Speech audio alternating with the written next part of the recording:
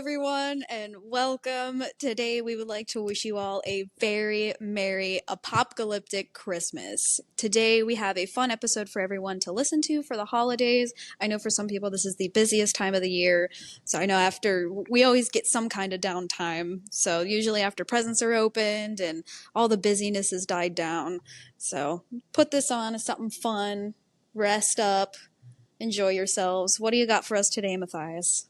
I got I think well, let's just keep it simple. My question today is, what are some of your fondest memories for Christmas when you were a kid? Like, what are some of the ones that stick out the most that really just kind of take you back? Oh man, Christmas has always been full of memories. Like usually anytime my family gets together, something is always brought up from our past because there is so many of us. There's four kids and then my mom and my dad. So there was always something going on during Christmas and the four of us together were little monsters. So we were just it was crazy. It was absolutely crazy, but my mom always does the tradition of like Christmas Eve, she'll do a dinner, and it was always at the house. And sometimes my grandma used to do dinners as well. So every now and again, we'd bounce back and forth. I do miss that a lot, but having everybody at the house still is kind of nice. And then we always did once we got old enough a little bit, we always did a secret sister. So since there was four of us, we'd put all four of our names in a hat, and then we'd pull one out, and that would be your secret sister that you shop for. And, and even though this is recent, this is still one of my favorite memories. My sister, we did unconventional wrapping the one year because we always try to pick a theme of like what we're gonna do for each other's gifts, just to make it more interesting. And oh my god, my sister made it was a wooden box, but there were these giant bolts that were threaded through it, and my gift was stuck inside. And oh my god, I swear to god, I was there for 20 minutes undoing bolts at the top with a wrench just so I could try to get my gift out. At least she made it worth it because it was a bottle of Malibu, so I drank that whole bottle that night. But I like how you switch that. Yeah, that would be one of my favorites because she went all out for that one. She really did. I swear to God. I was like, how am I supposed to get this off? And she's like, just undo the bolts with your hands.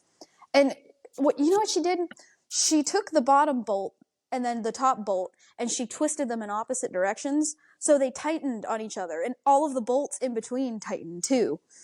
So I was like, dude, I can't get these off with my hands. Go get me a wrench. She made you work for it.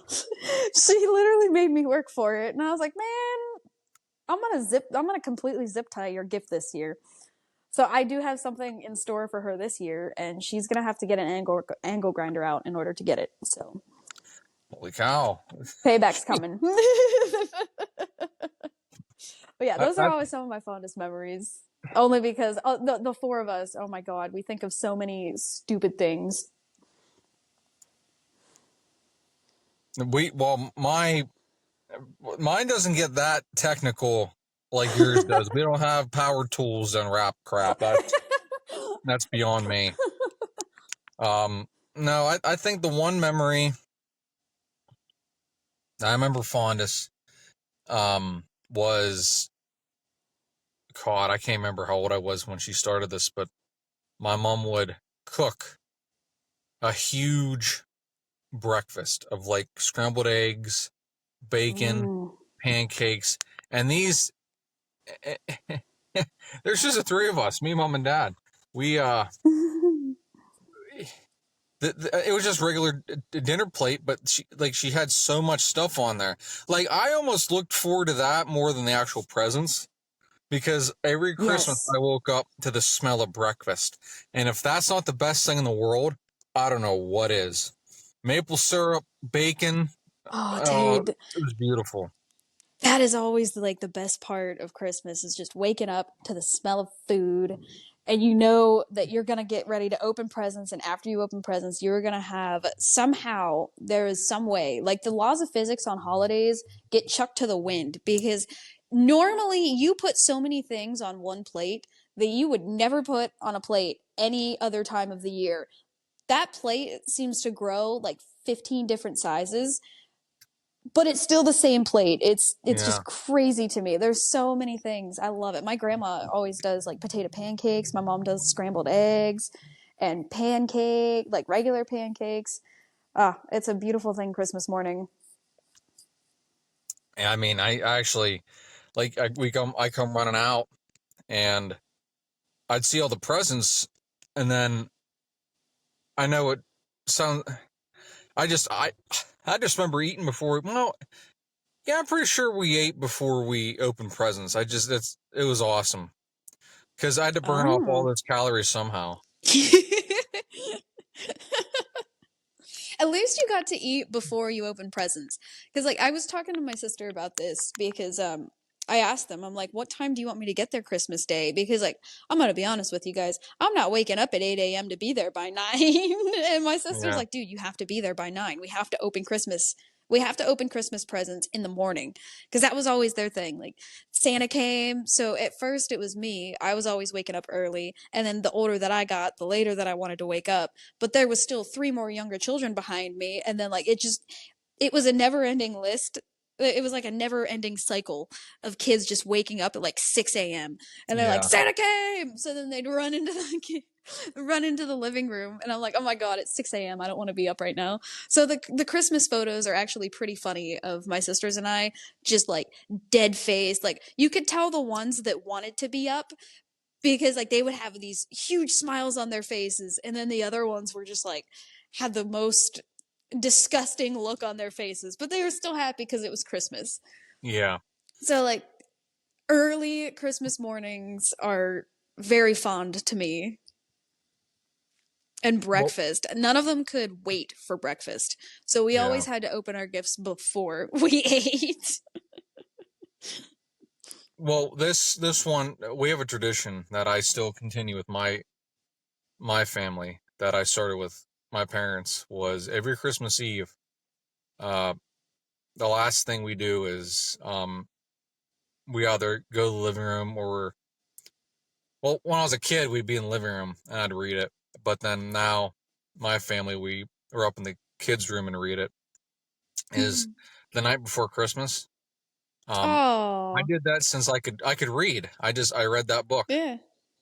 and the book we had was extravagantly beautiful artwork of a book uh, that I Oh still wow. have that we read from, Oh. and I remember doing that every Christmas Eve as long as I could remember. It gets you in the mood. You know what I mean? Oh, it really does. Absolutely. Our thing was always Christmas movies. Like, that was one of the last things that we always did. It was always some kind of Christmas movie right before bed. Hmm. That was always nice. We we did Christmas, and do you remember all those old 1950s claymation uh, cartoons like Rudolph and Frosty? And Dude, I was just going to mention those. so Rudolph though, was the Christmas movie. yeah, so people mention like favorite Christmas movies. I know those are like ancient, but they nothing no other media except for books gets me in the mood for Christmas like those movies right there. Like I remember there was like Jack Frost, there was probably the Yes. best one is Santa Claus Coming to Town. That's probably the most Hmm. the famous one. And then there's a Rudolph one, and then well, the best one I think is the one I think it's called. Is it called The Christmas Without Santa? Is that the one with Mr. Ice and Mr. Sun? Is that the one I'm thinking of? Uh, I cannot confirm or deny that one. That's Yeah, I don't think that's that wasn't, I do not remember that one. yeah, because like Rudolph. It's been so long since I've seen that movie. But something goes down and Santa's in trouble, and there's two brothers. There's Mr. Ice and Mr. Sun, and it's just those are probably the best ones because it's so original. And then there's the Rudolph and Frosty crossover.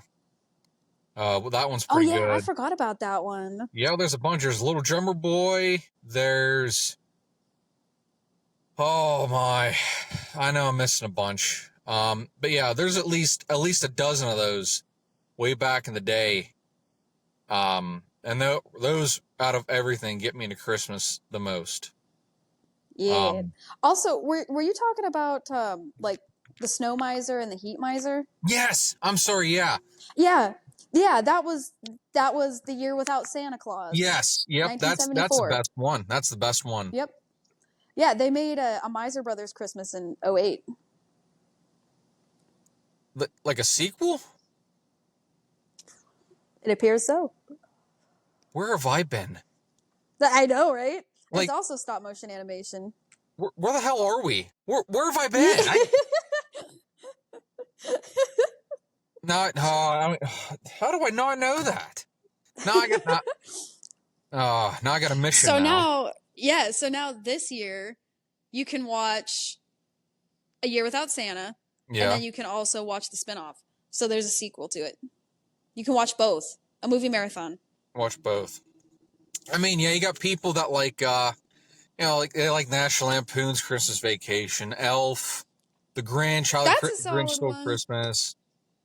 We watched one. We watched one yesterday, and it was the Christmas Chronicles. Freaking Russell Crowe as Santa Claus, I dude, tell you what, nailed it. that That's gonna be our new Christmas tradition: is watching the Christmas Chronicles because oh my god. yeah, I know I'm gonna probably take a few too many steps as I should, but I'm gonna say this. I know every year they play A Christmas Story for 24/7. You know, Yeah. they've been doing it since I can remember. But I feel if they're gonna do like, if, let's say that one retires, and they go to pick another movie, I believe it should be between Elf, but the one I think should get it is that Christmas Chronicles. That's a great movie. Yeah. So good. It was so good. I was Even the sequel's surprised. not bad. Yeah, we were intending on sitting down and watching the sequel, but I think we were going to save that for a little bit closer to Christmas, probably today or like Christmas Eve. Right. But yeah, the very good movies. I think that's another memory that I have is like Christmas movies always being like always playing on the TV. Even if it was because my mom always put like Hallmark on.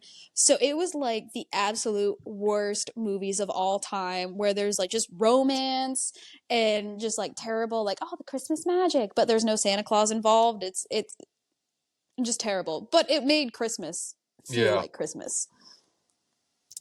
Yeah. I think now when you get older,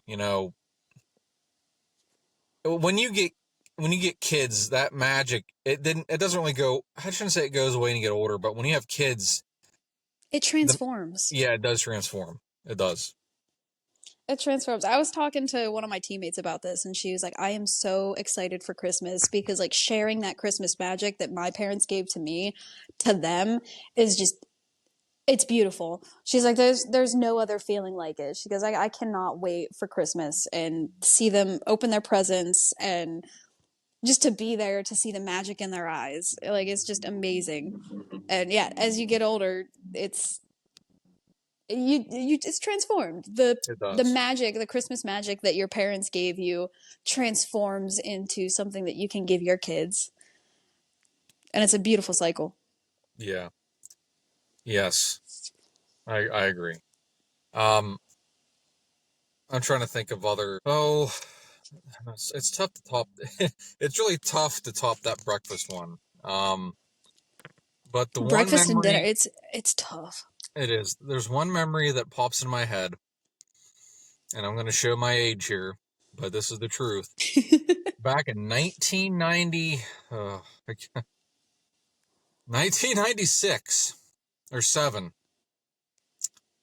one of those 2 years, um, of my grandparents' house. My cousins would be over there, and there's just the three of us.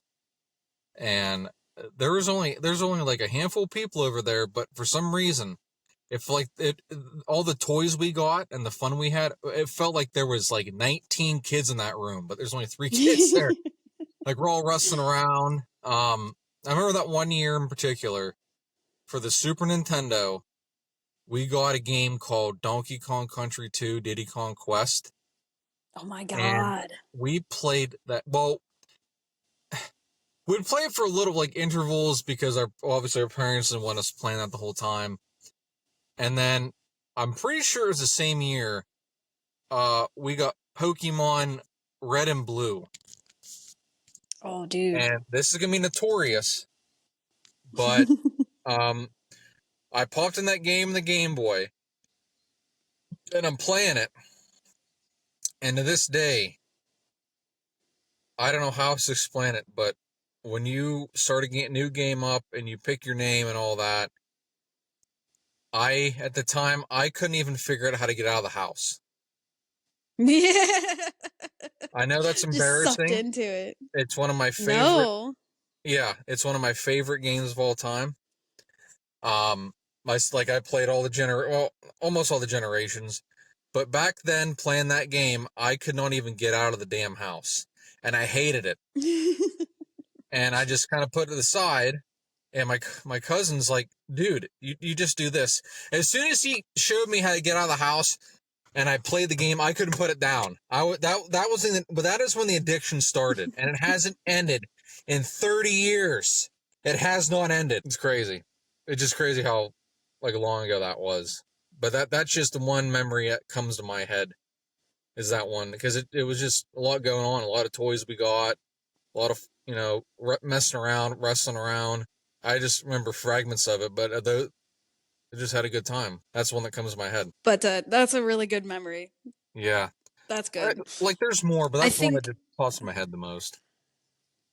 Oh yeah. I the last one that pops into my head was whenever we got our first dog, because my mom, she ended up they brought him in and they had him downstairs like right at the last minute, and we were all opening our gifts, and mom was like, "This box is for last." So all four of us started opening the box, and like all the gifts that were in it was dog supplies. So like I Mhm. got dog shampoo and I was like, "Mom, like are you trying to switch me shampoos? What's going on?" And my sister's got like collars and leashes and like a dog bowl, and we were like, "Dude, what is going on?" And then my mom came up the stairs holding him. And I don't think all Aw, four of us have ever cried so much in our entire lives. And I keep forgetting that was like 12 years ago. It was crazy. Time flies. But yeah, that was another Christmas memory that really stands out in my mind because none of us ever thought that our parents would want a dog in the house. yeah. So it caught us completely by surprise. Hmm. Yeah, Christmas it is a special time. Um, It's very special.